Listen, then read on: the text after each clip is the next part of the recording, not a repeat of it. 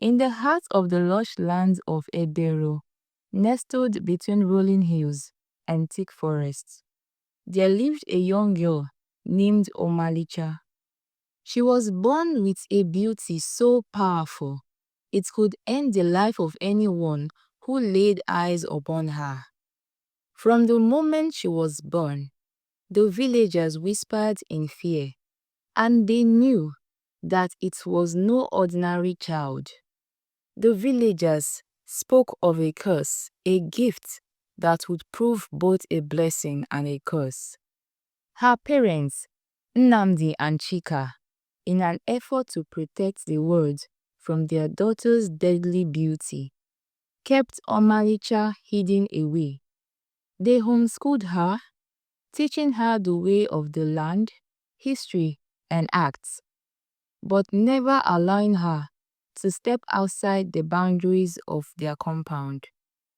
Omalicha grew up in isolation, her brilliance only known to her parents, who loved her deeply but feared for the lives of others. At the age of 18, Omalicha's curiosity and desire for knowledge led her to dream of attending the university in the city of Uzochukwu. Despite the risks to others, she longed to experience life beyond the walls of her home. Reluctantly, her parents allowed her to go, but on the condition that she would always cover her face with a veil. This way, she would protect others around her, preventing any accidental death due to the curse. Though her beauty was veiled, her intelligence shone through. She excelled in all her subjects, quickly gaining respect among her peers. However, not all was peaceful at the university. Bella, a popular but curious student, took an immediate disliking to Omalicha. She taunted the shy girl, often mocking her for hiding behind her veil and calling her weak for not revealing her face. What's the use of being so beautiful if you are too afraid to show it? Bella would sneer, her words cut deeper than any knife. And the others in the class would laugh at Omalicha's discomfort. One day, Bella, tired of seeing Omalicha's quiet dignity, decided to take matters into her own hands.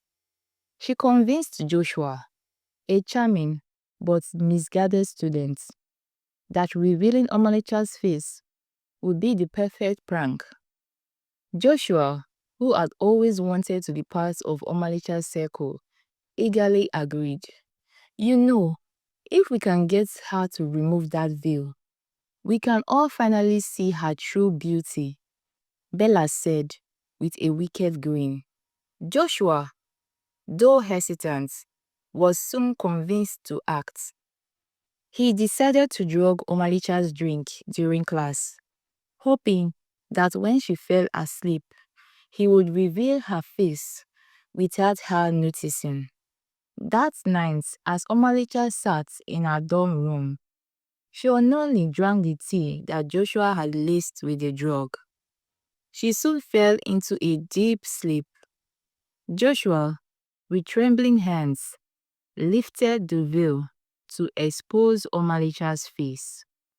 The moment his eyes met hers, he fell to the ground, lifeless. His body grew cold in an instant, and the room was filled with a heavy silence. Omalicha awoke with a start, only to find Joshua's lifeless form lying before her. Terrified and confused, she screamed for help. The university, unaware of the curse that plagued her, sent for the police. Investigations followed, and soon the truth came out. Omalicha was innocent, but the legend of her beauty was now a living nightmare. Her parents arrived at the university to explain the cause, and the authorities, after much deliberation, understood. Omalicha was not to blame for what had happened, but the incident left her even more isolated. The students who once admired her from afar now feared her, and Bella's cruel laughter echoed in the halls.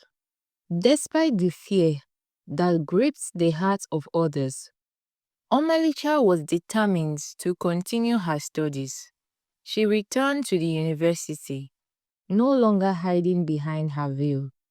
Bella's bullying became even worse, but Omalicha, with a newfound strength, refused to let it break her. In time, other students began to see past her curse. They learned of her kindness, her brilliance, and her determination.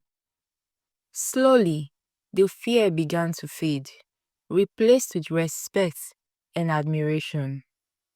Bella, unable to break Omalicha's spirits, found herself alone, her cruel words no longer holding power over the girl who had once been afraid to show her face. One day, during a lecture, Dennis, a gentle and kind-hearted student, stood up in front of the class.